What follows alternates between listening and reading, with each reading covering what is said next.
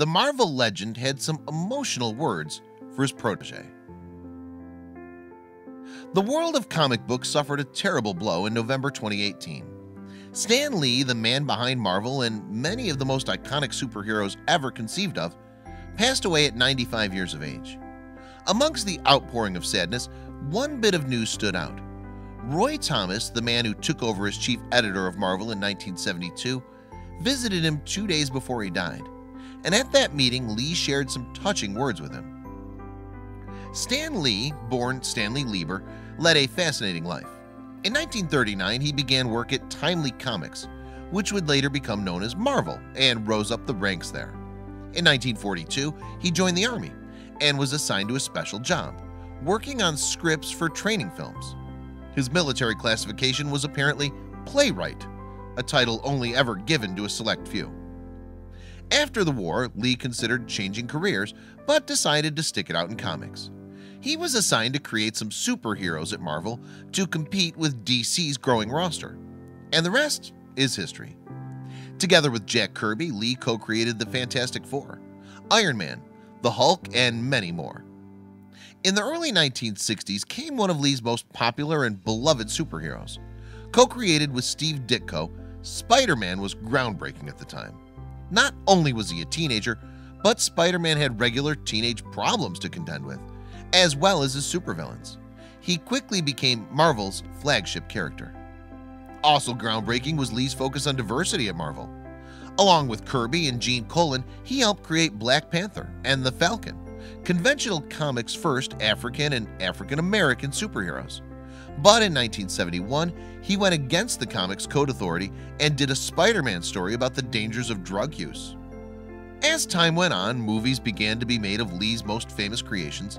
Indeed, Lee's own cameos in Marvel movies became a big part of his legacy. His favorite one, according to the man himself, was as a World War II veteran in the 2015 film Avengers: Age of Ultron. By the time of Age of Ultron, however, Lee was in his 90s, and though he was still active, it was clear old age was catching up with him. In July of 2017, his wife Joan passed away at the age of 95. After that, unpleasant stories began circulating about the comic book legend's health and well-being. In April 2018, The Hollywood Reporter claimed that Lee was a victim of elder abuse. Allegations were made against his daughter, JC, and rumors spread that multiple people were angling for his Marvel fortune. In the end, one of the people involved, memorabilia collector Kia Morgan, received a restraining order which prevented him from going near Lee. Lee's lawyer, Jonathan Freud, spoke to Reuters in August 2018. Lee's health was improving after a stressful time. He said he was even developing new characters and stories. But sadly, after falling gravely ill, he passed away on November 12, 2018. Tributes poured in for Lee once the news hit, many of them coming from actors who had played his characters. "I owe it all to you. Rest in peace, Stan," wrote Robert Downey Jr., who played Iron Man. "How many millions of us are indebted to this guy? None more so than me," says Tom Holland, the most recent actor to play Spider-Man. But one of the most emotional statements came from Roy Thomas, a man who knew Lee well. They had met in the 60s after aspiring writer Thomas had sent Lee a fan letter. Thomas became almost an apprentice to Lee, writing alongside him and eventually becoming Marvel's editor-in-chief after Lee gave up the post. Thomas spoke to Bleeding Cool about his last meeting with Lee just 2 days before he passed on. "I'm sadder than I can say that Stan has died, even though I know from my recent phone conversation with him that he was more than ready to leave this earth," Thomas said. "I'm so grateful that I got to spend a half hour or so with him this past Saturday." Thomas's manager, John Cimino, was also present at the meeting. He spoke to TMZ about what happened. Apparently, the discussion was all about superheroes and comics, though that's not surprising. But the most touching thing about the encounter was Lee's last words to Thomas.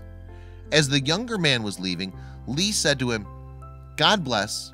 Take care of my boy, Roy." This could have been a reference to Spider-Man, as that was one of the main things Lee and Thomas discussed. He asked about the Spider-Man comic book strip that I've been ghostwriting for 18-19 years. Until a couple years ago, he was working on it with me," Thomas told The Hollywood Reporter. Thomas also mentioned that Lee shared with him the struggles of getting Spider-Man made in the first place.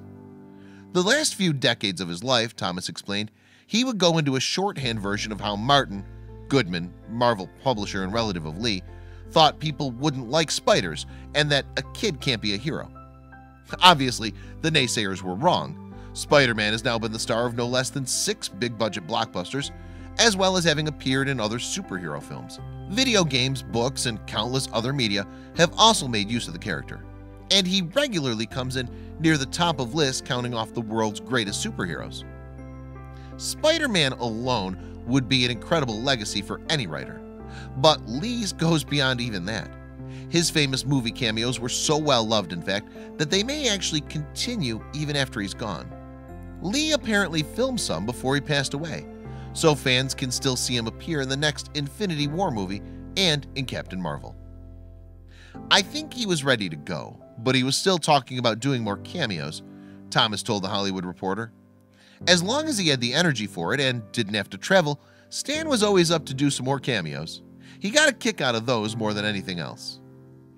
Lee reportedly had another wish before he died, and that one didn't actually have anything to do with his superheroes. Todd McFarlane, another Marvel legend and co-creator of Venom, relayed to Huffington Post what he'd heard Lee say during a visit. A couple of times he'd say, "Todd, I just want to go see Joni," McFarlane said, referring to Lee's deceased wife. Stan Lee's death is a very sad occasion, both for fans and for the people who knew him personally.